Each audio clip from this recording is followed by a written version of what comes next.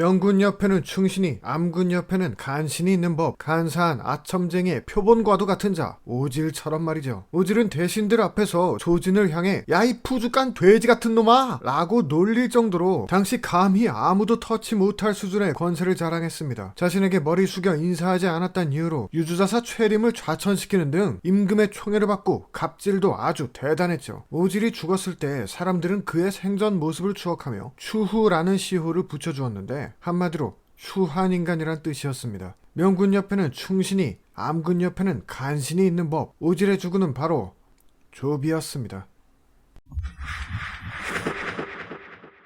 순욱의 아들이었던 순이는 사마이 등으로부터 기이한 인재다라는 평을 들을 정도로 남다른 끼를 보여줬습니다. 그러나 순이는 한나라의 충신으로 죽은 아버지와 달리 위나라의 생명이 꺼져갈 때 진나라 편으로 돌아서 완전히 사마씨의 사람이 되고 말았어요. 급기야 위황제 조모가 살해당하는 충격적 사건이 터졌을 땐 통곡하는 진태를 달래러 갔다가 사람들이 저를 외숙부와 비교해 칭찬하더니 이제 외숙부께선 저보다 못한 인간이 되셨습니다! 라는 말을 들어야 했죠. 또 그 재주를 가지고도 고작 돈 받고 가난풍 같은 여자를 황후로 만드는 데다 쓰고 자빠졌으니 조정에서나 민중에서나 미움을 받은 인간이란 이유를 알 것 같습니다.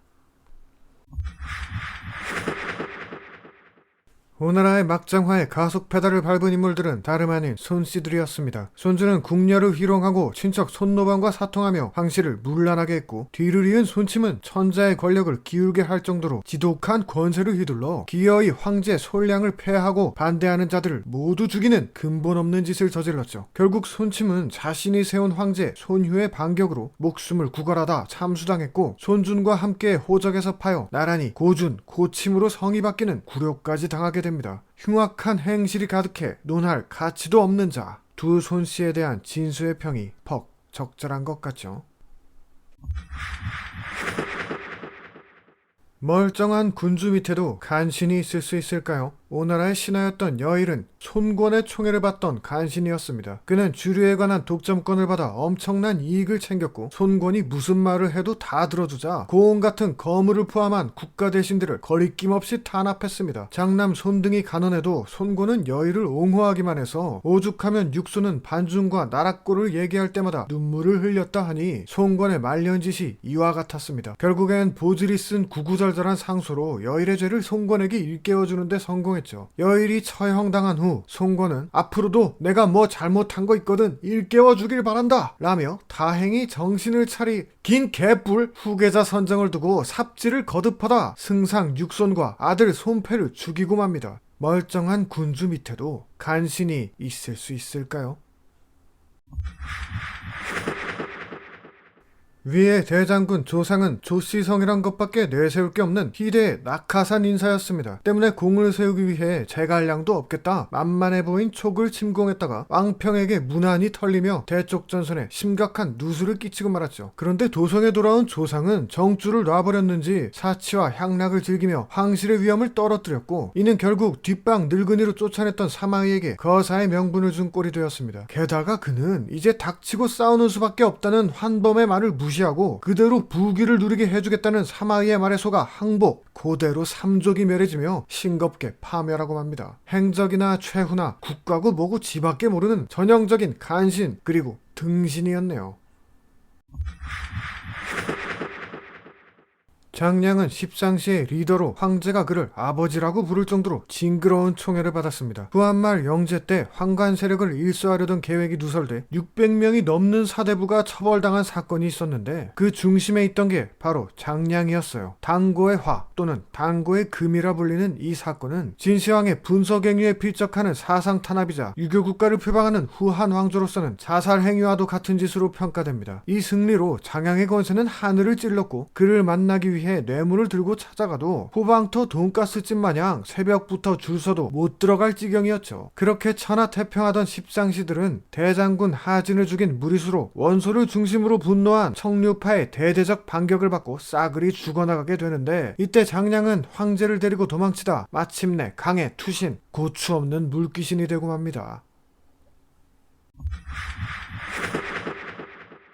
만국의 황제에게 간신이란 뗄래야 뗄 수 없는 영혼의 파트너였습니다. 오나라의 잠호는 폭군 손호의 대규모 토목공사와 잔혹한 정치의 가장 큰 지지자였으며 민심이 바닥을 쳐 황제를 위해 힘을 다하는 자는 하나도 없는 지경이 되도록 둘은 분위기 파악 못한 채 권력을 누리기에 바빴죠. 오나라 신하들의 잠혼에 대한 증오는 엄청나서 마침내 진나라의 공격에 오가 풍전등화의 위기에 처하자 이때다 하고 손호에게 찾아가 잠혼을 내놓으라고 아우성치기에 이르렀죠. 이것들아, 나라가 망하게 생겼는데 잠혼 하나 죽인다고 백성들한테 면이 서겠냐? 네, 그러면 입죠. 이렇게 잠혼이 끔살당할 때까지 손호는 잠혼을 죽이지 말라 애걸했다니 기막힌 노릇이네요. 한편 잠혼은 소설에서 황관으로 등장해 의문의 고자신세가 되었는데 정사의 기록에도 음험하고 아부를 좋아했다 하니 뭐 딱히 억울해할 건 없을 듯요. 양주에서 군림하며 조정의 명을 대놓고 씹던 동탁은 하진의 소환에 응해 혼란하던 낙양의 무혈입성, 대뜸 황제를 폐위시키며 순식간에 신하의 권위를 넘어서 버립니다. 그 후 동탁은 아무 죄 없는 백성들을 학살하곤 도적대를 죽였다며 개선장군처럼 돌아오질 않나 황릉을 도굴해 금은보화를 챙기고 궁녀와 공주를 강간하는 등 한나라의 신하는커녕 인간이길 포기한 괴물의 모습 그 자체였습니다. 놀랍게도 그의 잔당인 이각과 곽사는 동탁보다 한술 더 떠서 나라가 어떻게 돌아가는지 최소한의 관심조차 가지지 않는 개시양 마이웨이의 표본이었어요. 이각은 헌제가 백성들을 먹이기 위해 구입한 곡식을 가로챘으며 곽사는 헌제가 보낸 직사들을 구금하는 등 그야말로 상식을 초월한 대환장 파티였습니다. 당시 한나라의 수도인 장안엔 원래 30만 호의 인구가 있었으나 이각과 곽사 콤비의 집권기간 2년 만에 대부분의 사람들이 굶어 죽었다 하니 간신이란 말로도 부족한 추악한 돼지 새끼들 동탁과 그 아이들이 참이었습니다.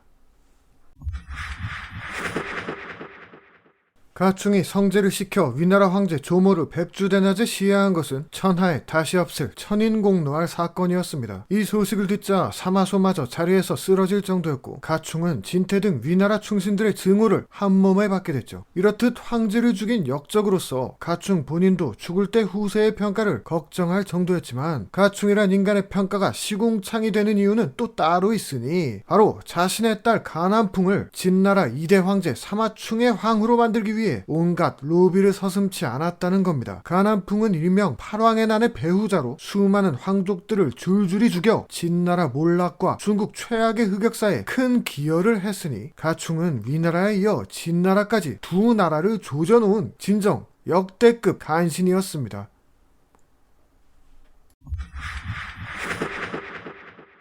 천생 기민하고 아첨을 잘했던 황후를 유비의 아들 유선은 갈수록 아끼게 되었습니다. 제갈량과 장환 등의 명세상들 밑에서 바르게 살아왔던 게 영 숨막혔던지 유선은 황후의 아첨에 빠져 국정을 점괘에 의지할 정도로 맛이 가버렸죠. 족한의 신하들은 하나같이 황후를 증오하게 되었고 강류는 유선에게 황후를 죽이라 주청까지 했는데 유선이 강류에게 한 말은 다음과 같았습니다. 아니 동륜도 그렇고 왜들 이리 황간 하나를 못 죽여 안달이실까? 나는 이게 늘 한탄스러워.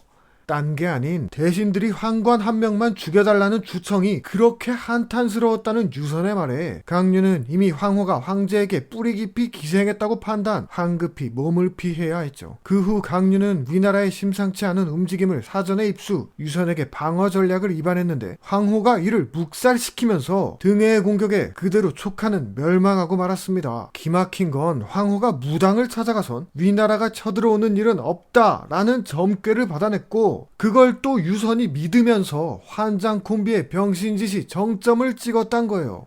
오늘 랭킹전은 개인적으로 순위를 매기기 가장 어려운 주제였던 것 같은데 그럼에도 불구하고 제가 황후를 무려 1위로 선정한 건 다음과 같은 이유 때문이에요. 첫째, 황제에게 절대적인 영향을 행사했습니다. 둘째, 나라를 망하게 했습니다. 능력도 좆도 없던 황관 주제예요. 그리고 셋째, 황후와 유선의 이 같은 콤비 플레이가 어디서 본 것 같아서 더 열받기 때문입니다. 근본도 없는 인간을 비선실세로 두고 국정을 무당에게 맡긴 지도자. 두 번 다시 이런 인간들을 저는 보지 않았으면 좋겠습니다.